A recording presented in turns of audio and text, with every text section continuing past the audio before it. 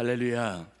2022년 새해가 밝았습니다. 우리 옆에 계신 분들, 우리 함께 앞뒤에 계신 분들을 포함해서 새해 복 많이 받으세요. 하나님이 당신을 사랑하십니다. 우리 인사하시겠습니다. 뒤에도 불을 좀 켜주시면 고맙겠습니다.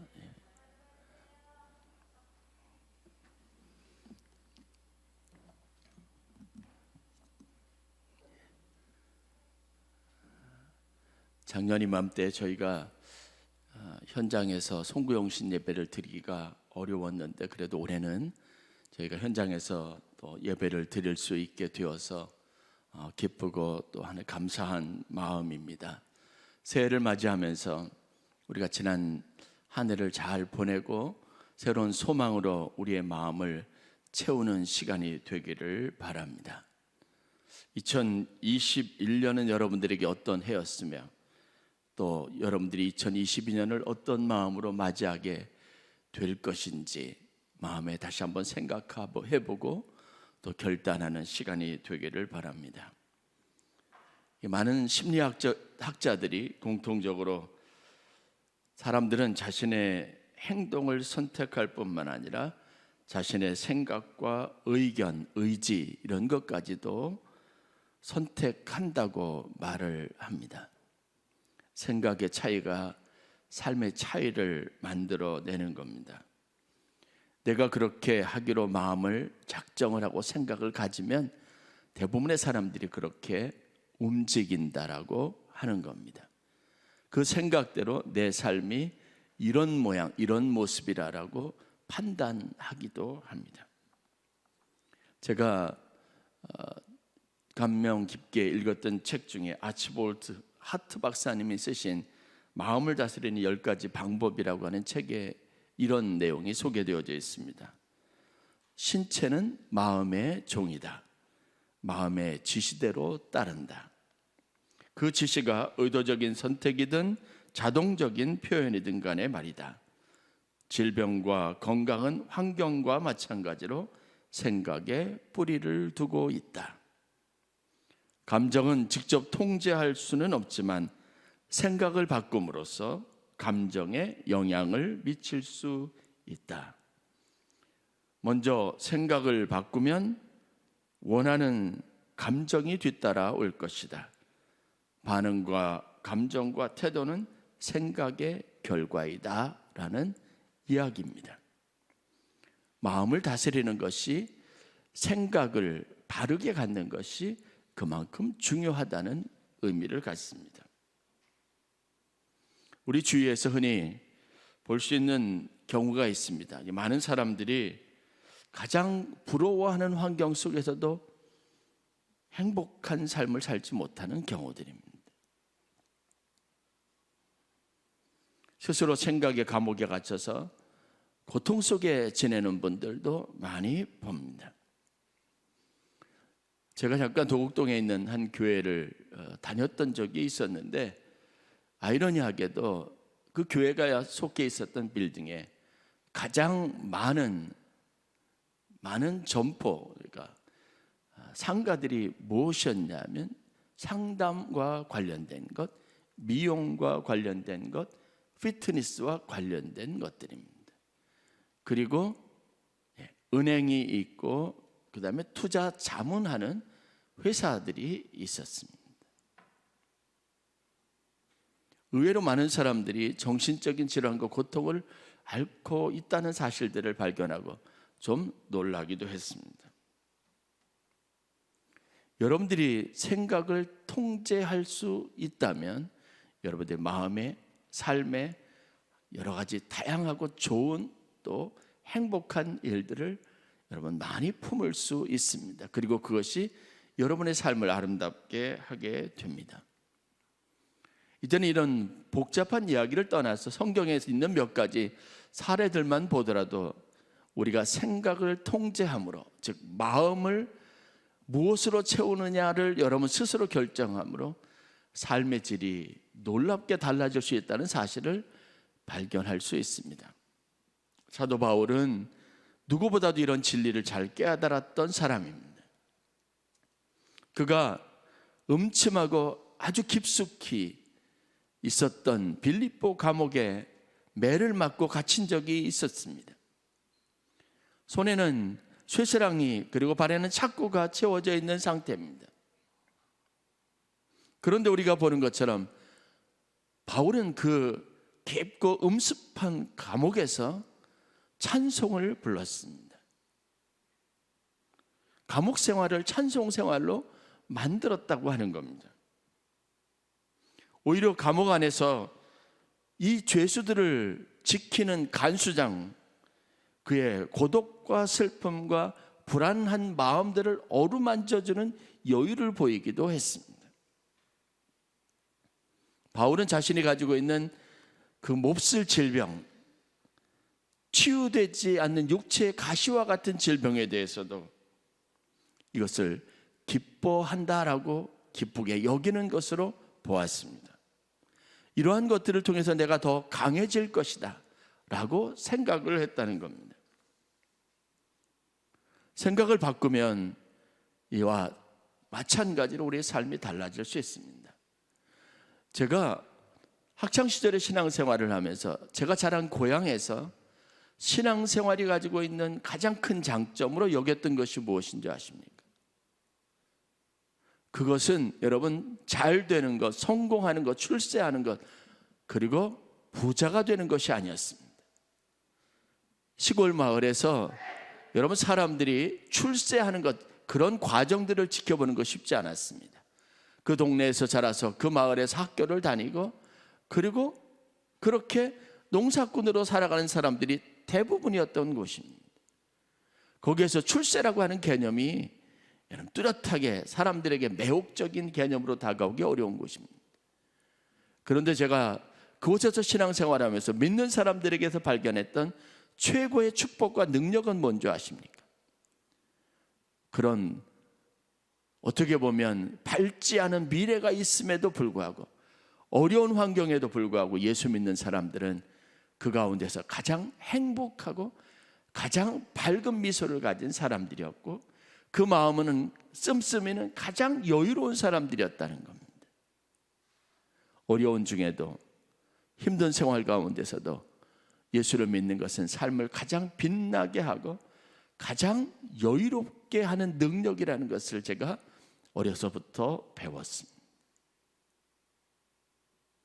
우리의 신앙이 여러분들에게 이와 같은 능력이 되실 수 있기를 주의 이름으로 간절히 축원합니다. 우리의 생각이 바뀌어지면, 우리의 생각 속에 마음 속에 주님께서 들어와 계시면 여러분의 삶의 자리가 가장 행복하고 좋은 자리가 될 수 있습니다. 여러분들이 가지고 있는 삶의 위로와 자신감을 가지고 여러분들보다 훨씬 더 외적인 조건에서 훌륭하고 아름다운 더 나은 삶을 살아가는 사람들을 위로하고 그 사람들을 도우며 살아갈 수 있습니다. 가나안 땅을 정복하기 위해서 모세와 장로들이 이 민족의 미래를 짊어지고 나간 젊은 지도자 12명을 선택을 해서 가나안 땅을 정탐을 시켰습니다. 그들은 똑같은 것을 보았고 같은 지역을 다녔고 그리고 그것을 느끼고 그 땅을 정탐했습니다. 그러나 여러분 돌아와서 보고하는 내용들을 살펴보면 똑같은 것을 보고 느끼고 정탐했음에도 불구하고 그들은 각각 다른 이야기를 했습니다. 본 것에 대해서, 그 땅에 대해서, 그곳에 있는 사람들에 대해서 그들이 내린 평가가 완전히 달랐다는 겁니다. 이것은 우리에게 아주 중요한 것을 시사해 줍니다. 저는 코로나를 위기로 보지 않습니다. 기회로 봅니다. 하나님 우리의 신앙의 밑바닥에서부터 깊은 열망과 열정을 가지고 참으로 살아계신 하나님과 동행하며 하나님과 교제하도록 하기 위한 새로운 믿음의 장으로 우리를 부르시는 거룩한 시간을 우리에게 또 거룩한 기회를 우리에게 주셨기 때문에 그렇습니다. 삶이 어렵고 힘들어지는 것은 원망거리가 아니라는 사실을 믿으시기를 주의 이름으로 간절히 축원합니다. 이것은 여러분의 생각과 마음이 바뀌면, 즉 믿음의 눈으로 바라보기 시작하면 가장 놀라운 축복입니다. 왜냐? 내 마음이 뜨거워질 수 있었고 내 잃어버렸던 첫사랑을 회복할 수 있는 기회였기 때문에 그렇습니다. 왜냐? 나보다 더 힘들고 어려웠던, 그동안 내가 바라보지 못하고 관심을 두지 못했던 사람들의 삶에 대해서 이제는 내가 어느 정도 공감할 수 있는 기회를 하나님이 주셨기 때문에 그렇습니다. 여러분이 속한 비슷한 부류에서만 머물던 여러분의 삶이 더 많은 사람들을 품고 더 많은 사람들을 여러분들의 동료로 삼고 더 많은 사람들에게 손을 뻗칠 수 있는 그런 기회의 문이 열려지는, 또 다른 인생이 열려지는 축복의 시간이 될 수 있다는 사실을 묵상할 수 있어야 될 줄로 믿습니다. 그런 각각 다른 보고들을 듣고 여러분, 모세가 하나님으로부터 들은 음성이 무엇입니까? 너희 말이 내 귀에 들린 대로 내가 행하리라는 겁니다. 여러분들이 어떤 메시지를 받건 무엇을 보건 여러분들이 믿음으로 받으시길 주의 이름으로 간절히 축원합니다. 여러분들에게 주신 영적 기회로 삼으시기를 주의 이름으로 간절히 축원합니다.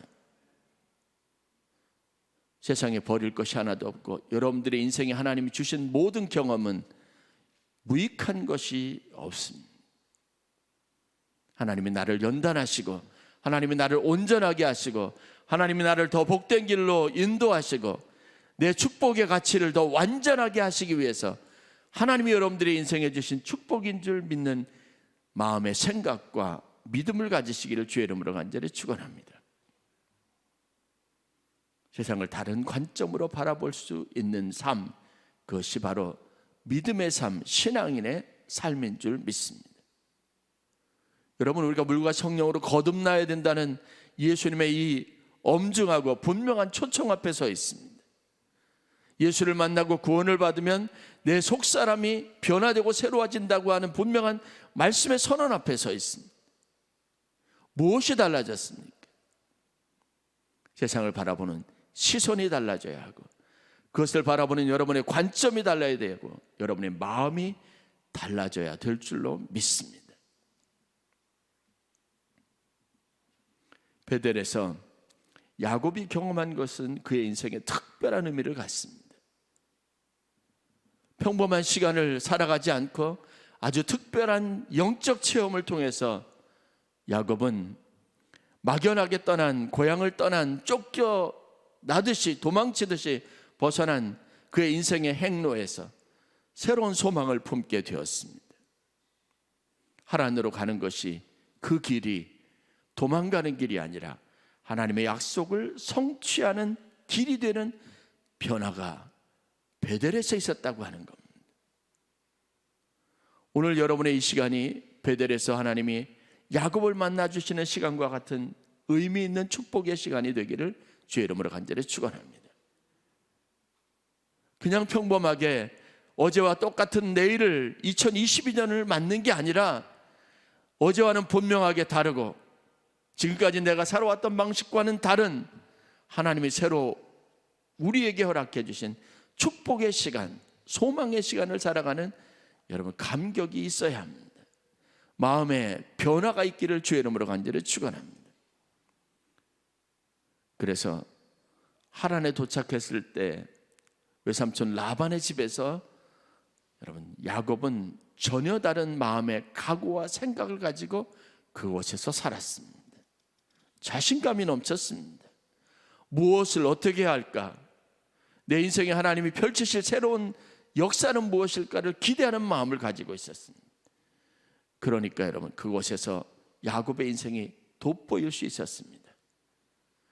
외삼촌이 그에게 맡기는 것이면 모든 것이 몇 배로 불어나는 축복이 있었습니다. 탁월한 능력이 있었습니다. 삶을 비관하고 인생에 자신 없는 사람에게 부흥은 없습니다. 삶에 더 나은 축복은 없습니다. 발전은 없게 됩니다. 그런 하나님의 소망을 품고 하나님의 약속을 가지고 나가는 사람에게는 새로운 도전의 기회가 열려지고 삶의 축복의 문이 열려지는 귀한 은혜가 있는 줄 믿으시기를 바랍니다. 오늘이 우리에게 베델과 같은 놀라운 축복의 시간이 되어야 될 줄로 믿습니다. 하늘의 소망을 붙잡는 것, 새날에 대한 희망을 붙잡는 것을 성경은 하나님의 집에 거하는 것과 같다라고 말하고 있습니다. 히브리서 3장 5절부터 6절 말씀입니다. 또한 모세는 장래에 말할 것을 증언하기 위하여 하나님의 온 집에서 종으로 신실하였고, 그리스도는 하나님의 집을 맡은 아들로서 그와 같이 하셨으니, 우리가 소망의 확신과 자랑을 끝까지 굳게 잡고 있으면 우리는 그의 집이다라고 말하고 있습니다. 여러분, 하나님의 나라가 다른 곳에 있지 않습니다. 여러분이 거하는 것이 하나님의 나라요, 여러분이 속한 것이 하나님의 집인 줄 믿으시길 주의 이름으로 간절히 축원합니다. 소망을 붙잡고 내일에 대한 확신을 가지고 있으면 그 사람이 있는 곳이 하나님의 집이라고 분명히 성경이 선언하고 있습니다. 여러분이 살아가는 땅과 여러분이 밟는 모든 것이 하나님이 여러분들에게 주신 가나안 땅이고 삶의 지경이고 하나님이 여러분들에게 주신 기업인 줄 믿어야 될 줄로 믿습니다. 어제까지 해왔던 똑같은 일이 여러분들이 내일의 일이라 할지라도 소망 안에서 하나님의 약속의 말씀을 붙잡으면, 하나님의 음성을 듣고 믿음을 갖고 시작하면 그 일은 하나님이 내게 주신 거룩한 부르심의 사명이 되는 줄 믿으시기를 바랍니다. 여러분들이 늘 언제나 뒤치다꺼리했던 자녀들의 삶도 이제는 여러분의 손으로 길러내는 하나님의 나라의 축복의 기업이 되는 줄 믿으시기를 바랍니다. 여러분들이 수고하고 밤잠 못 자고 고민하고 하던 모든 일의 보람이 하나님의 약속의 기업을 받고 그 기업을 복되게 하는 축복의 시간이라는 믿음을 가질 수 있기를 바랍니다. 그래서 오늘 2022년 새해를 맞이하면서 평범하고 늘 일상적인 날들을 맞지 아니하고 하나님이 여러분의 마음과 생각에 부어주시는 하나님의 약속의 말씀을 붙잡고 새 날을 살아가고 새 땅을 밟고 하나님의 거룩한 약속을 성취하는 위대하고 놀라운 새해를 살아가는 귀한 축복이 있기를 주의 이름으로 간절히 축원합니다. 2022년의 다짐과 각오를 새롭게 하도록 하나님이 오늘 우리에게 주시는 격려의 말씀을 함께 읽었습니다. 그러므로 우리가 흔들리지 않는 나라를 받았은즉 은혜를 받자. 우리가 받은 것은 결단코 흔들림이 없는 나라입니다. 성취될 약속입니다. 반드시 우리가 누리게 될 하나님의 축복인 줄 믿으시기를 바랍니다. 그러기 위해서 우리가 필요한 것이 무엇입니까? 은혜를 받는 겁니다. 우리가 흔들리지 않는 나라를 받았은즉 은혜를 받자. 이 말씀을 여러분의 마음에 깊이 신비에 새기시고 새해 승리하시는 귀한 은혜가 있기를 바랍니다. 우리가 흔들리지 않는 하나님의 나라를 약속으로 받았은즉 은혜를 받자. 이 짧은 구절과 말씀 안에 우리의 새해가 있습니다. 여러분의 삶의 미래가 있습니다. 여러분의 인생의 질이 있습니다. 여러분의 삶의 축복의 길이 그곳에 있습니다. 흔들림 없이 하나님 주신 약속의 말씀 안에서 견고하고 터가 굳은 그런 인생의 뿌리를 내리시고 매일같이 은혜의 공급이 있어서 그 땅에서 하나님의 나라를 살아가는 거룩한 주님의 백성들, 아멘교회 성도님들이 되실 수 있기를 주의 이름으로 간절히 축원합니다.